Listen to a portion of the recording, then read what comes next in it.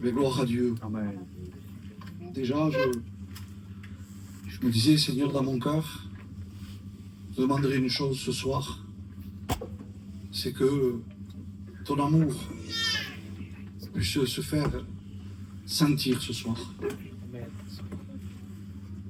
Vous savez, l'amour de Dieu, lorsqu'elle touche un cœur,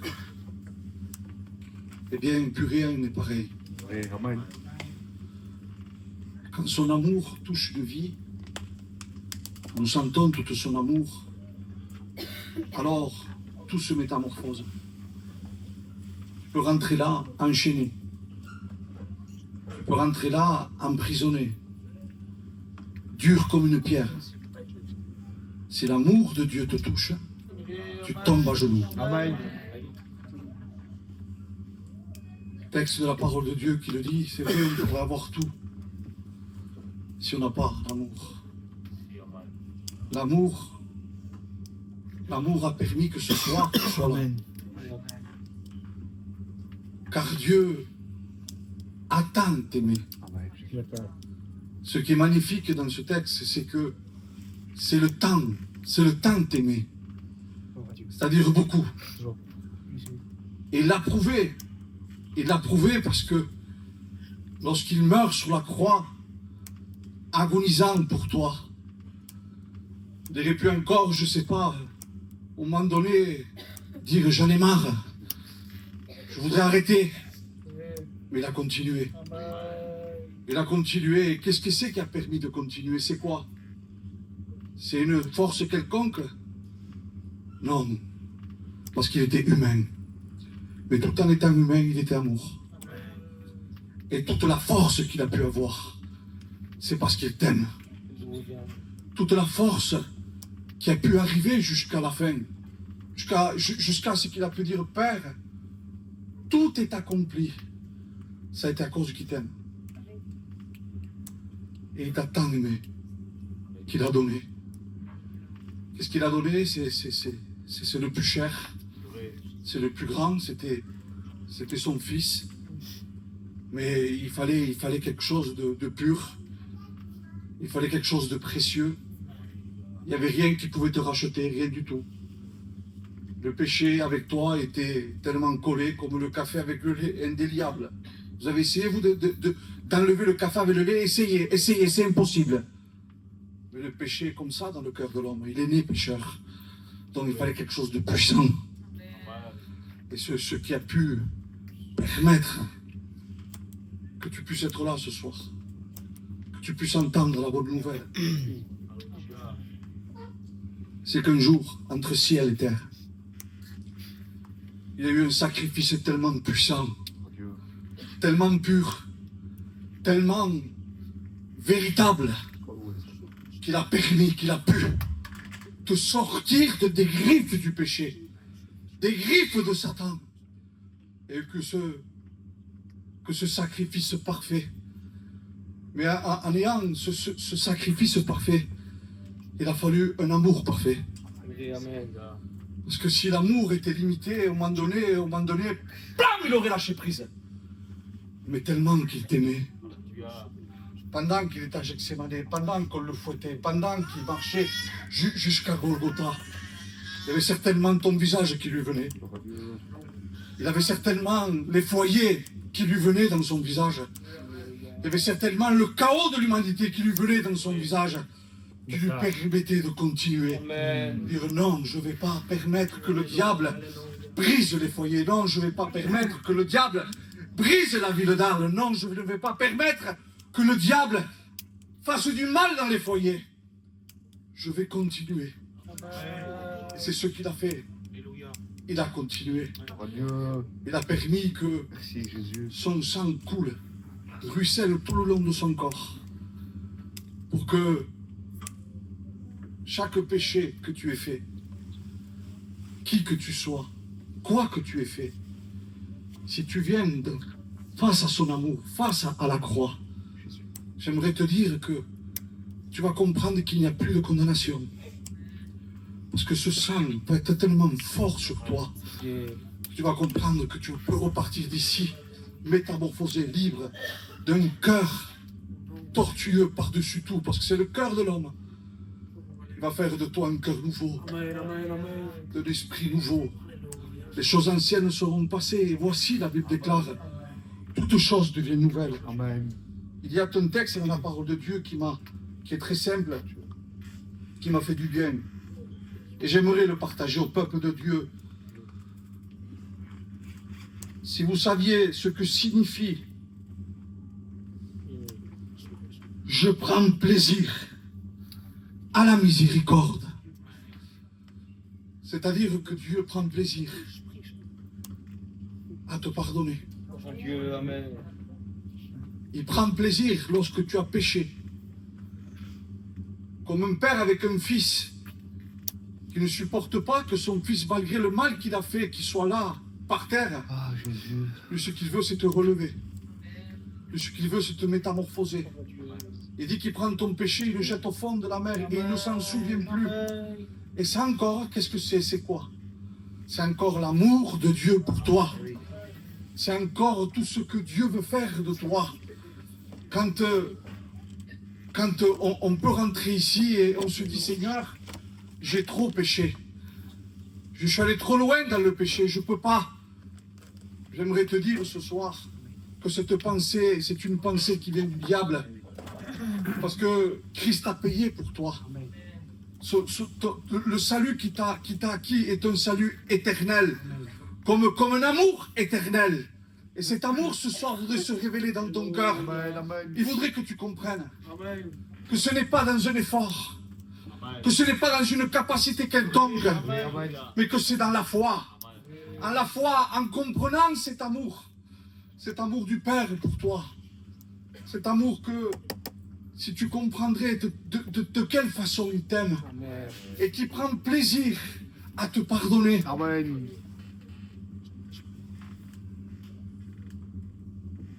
C'est un plaisir qu'il prend de pouvoir effacer l'acte qui te condamne. Ce soir, tu me dirais, mais il ne sait pas ce que j'ai fait. Il ne sait pas ce que j'ai commis. Il ne sait pas ce que j'ai dans mon cœur. Tu te sens peut-être indigne, impardonnable. Je voudrais te dire que c'est la voix de l'ennemi, ça. Parce que l'amour de Dieu t'a déjà pardonné. L'amour de Dieu déjà a payé pour toi. A payé un prix tellement grand qu'il n'y avait pas lieu normalement. C'était impossible. C'était impossible de pouvoir devenir enfant de Dieu. Mais oui, mais ce que Christ sur la croix du Calvaire a pu faire, que ce soir dans ton cœur tu puisses être révélé de cet amour, de cette compréhension, afin que tu ne te condamnes plus, afin que l'espoir puisse naître dans ton cœur et dire pour moi aussi c'est possible. C'est possible pour toi. Et pour toi, chrétien, pour toi, enfant de Dieu, peut-être tu es venu là, peut-être tu as péché, peut-être tu te disputes avant de venir là, avec ton épouse, avec ton époux.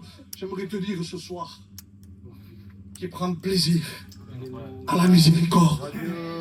Son plaisir, c'est de te pardonner. Son plaisir, c'est de te donner un renouveau. Son plaisir, c'est de t'arracher des griffes de l'ennemi. Et ça, c'est quoi? Mais ça, c'est la croix. Ça, c'est le ciel. C'est le ciel, c'est ce que Dieu a fait pour nous. Il savait qu'on ne pouvait pas, il savait qu'on n'était pas capable, alors il a pourvu. À la montagne de l'Éternel, j'ai pourvu. Dieu se pourvoira et il a pourvu. Il savait que tu n'allais pas y arriver. Il savait que tu ne pouvais pas. Oui, mais le sang est continuel. Le sang est continuel. La victoire est continuelle. À Dieu soit toute la gloire. Et comme j'en ai besoin, tu en as besoin. Nous en avons tous besoin. Pourquoi? Parce qu'on est doté de quelque chose à l'intérieur de nous. On n'est pas capable. On n'est pas capable. Aujourd'hui, on pardonne et demain, on détruit. C'est le cœur humain, ça. Mais si on sait comprendre tout l'amour de Dieu, que nous ne sommes pas plus les uns que les autres, que ce que tu as besoin, c'est de comprendre qu'il est le capable pour toi. Et que si même dans ton cœur, tu te dirais, non, je ne peux plus, j'y arrive plus. Je suis allé trop loin, peut-être aussi, pour ceux qui ne connaissent pas encore Dieu. Je suis allé trop loin dans le péché. Je voudrais te dire que c'est faux. Amen. Et toi, mon frère, ma soeur, ne te condamne plus. Mais crois en cet amour. Alléluia. Crois au ressuscité. Crois au sang de Jésus qui te dit viens à moi, viens, viens, venez à moi. La Bible déclare, Jésus. vous tous qui êtes fatigués et chargés, Merci, et je Seigneur. vous donnerai quoi? Du repos. Je vous donnerai quoi? Du renouveau. Je vous donnerai quoi? Ce que tu n'as pas, je te le donnerai moi. Ce que tu crois que c'est impossible, lui te le rendra possible. Alléluia. Croyez que nous, les chrétiens, sommes nés avec une étoile sur la tête? Non, loin de là. Nous avons tous nos imperfections. Mais ce que nous avons peut-être, qui est différent à toi si tu ne connais pas Dieu, c'est que nous avons Dieu. Et elle est là toute la grande différence. On a Dieu dans notre barque. On a Dieu dans notre départ. On a Dieu dans notre arrivée. On a Dieu dans notre vie. On a Dieu dans notre mort. On a Dieu quand on s'endort. On a Dieu quand on se réveille. On a Dieu quand on va travailler. On a Dieu quand on remercie Dieu avec notre petit foyer. Alléluia. Vaut mieux un morceau de pain sec, la Bible déclare, avec la paix de Dieu. Et c'est cette paix que Dieu veut te donner ce soir. C'est cette paix chrétienne qui voudrait que tu te souviennes que peut-être tu as perdu. Rappelle-toi de cette paix. Rappelle-toi de cet amour. Rappelle-toi qu'il n'y a plus de condamnation. Rappelle-toi que je ne peux pas te pointer du doigt. Rappelle-toi qu'on ne peut pas se pointer du doigt. Pourquoi? Parce que nous sommes tous dotés de cette imperfection. Et Dieu le sait. Amen. Alors on ne te condamne pas. Amen. Ne te condamne pas ce soir. Mais seulement, viens à la croix. Amen. Confesse que tu as besoin de lui. Confesse que peut-être tu n'y arrives plus. J'aimerais te dire que ce que Dieu veut faire de nous, ce que Dieu veut faire de toi, c'est de te permettre d'y arriver, de continuer. Vous savez, c'est vrai que c'est pas facile. La vie avec Dieu n'est pas facile. Seigneur Dieu, celui qui dit que c'est facile, vrai, c'est amen. faux. C'est vrai. Hein, c'est pas un chemin de pétales de rose, loin de là. Mais c'est un chemin qui monte. C'est un chemin qui n'est pas facile, qui est rocailleux. Mais on va y arriver. Amen. On va y arriver. Si Oh, on nous Dieu. rencontrait que tu dis que tu n'y arriveras pas, au nom de Jésus, que cette voix contraire soit chassée, liée. Au nom de Jésus, donc, on croit. Si tu crois seulement, la Bible déclare que tu verras la gloire de Dieu. Amen. Amen. Tu veux voir la gloire de Dieu ce Amen. soir, crois en son amour. Gloire à Dieu. Crois qu'il est capable, crois que Dieu t'aime. Il t'aime ce soir. Si ton cœur peut-être est blessé, ton cœur se dit non, je ne peux plus, non, j'y arriverai pas. La voix du père du mensonge, qui est le menteur, Oui. puisse être liée au nom de Jésus. Amen. Et que ce soir, ton cœur puisse s'ouvrir à cet amour. Que ton cœur puisse croire à cet amour. Croire que ce qu'il fait pour toi, il est capable de faire au-delà de ce qu'on peut penser ou imaginer. Il l'a fait, il le fait tous les jours. Il le fait parce qu'il est capable. Il est celui qui est capable de faire au-delà de ce que tu peux penser ou imaginer. Peut-être dans ta vie, peut-être dans ton cœur, il y a constamment des condamnations, constamment de dire « je n'y arriverai pas, je ne pourrai pas ». Crois seulement. Crois en cet amour, en ce Dieu vivant Amen. Amen. qui prend plaisir à la miséricorde. Dieu. Il prend plaisir de te pardonner. Alléluia. Tout repose sur une seule chose. Sur ce que tu reconnaisses véritablement que sans lui tu ne peux pas. Si tu sais reconnaître, la Bible déclare que l'humilité précède. Elle précède la gloire. Et je te promets que dans cette humilité, Dieu s'y tient. Je me tiens, la Bible déclare, dans un cœur contrit et humilié. Oui. Et de quelqu'un d'incapable. Et d'un coup, tu vas devenir quelqu'un. Que c'est lui qui va bâtir en toi. Il va bâtir quelque chose de fort. C'est que si même tu prendras des coups, si même des vents contraires viendront, tu arriveras à garder le cap. Gloire à Dieu. Parce que tu seras planté en lui. Comme le texte dit dans la parole de Dieu, du psaume 1, tu seras comme cet arbre planté près d'un courant d'eau, Gloire à Dieu. dont le feuillage ne se flétrit point. Tu donneras du fruit en sa saison, et tout ce que tu feras te réussira. Vous savez, l'arbre, quand il est planté près d'un courant d'eau, il peut avoir des tempêtes, il peut avoir des intempéries, il peut avoir du froid, peut avoir de la neige, peut avoir des ouragans. Vous avez dû le voir déjà, hein, ça ne bouge pas. Lorsqu'un arbre est planté, enraciné, il ne bouge pas. Ça, c'est la vie du chrétien. Si tu es enraciné dans sa parole, si tu es enraciné près de lui, j'aimerais te dire que rien ne pourra te déraciner. Et pour avoir ce que toi tu voudras, tu seras toujours là. Oh, peut-être on ne te verra plus tellement que tu vas prendre des coups, tellement qu'il y aura du brouillard, on ne te verra même plus. Mais tant pis qu'on ne te voit plus. Le principal, c'est que tu seras encore là. Et c'est ça, ce soir, qu'on doit regarder. C'est ça qu'on doit savoir, que Dieu nous aime. Et que lorsqu'il fait quelque chose en nous, c'est parfait. Que lorsqu'il fait quelque chose, lorsqu'il entreprend quelque chose en nous, vous croyez que c'est faible? Maintenant, il suffit de le laisser faire. Ce que Dieu veut de nous, c'est de l'humilité. Ce que Dieu veut de toi, c'est que tu réalises que tu n'es rien. Plus je le réalise, moi, et plus je m'aperçois que plus je vois que je ne vaux rien, plus je sens que je m'enracine.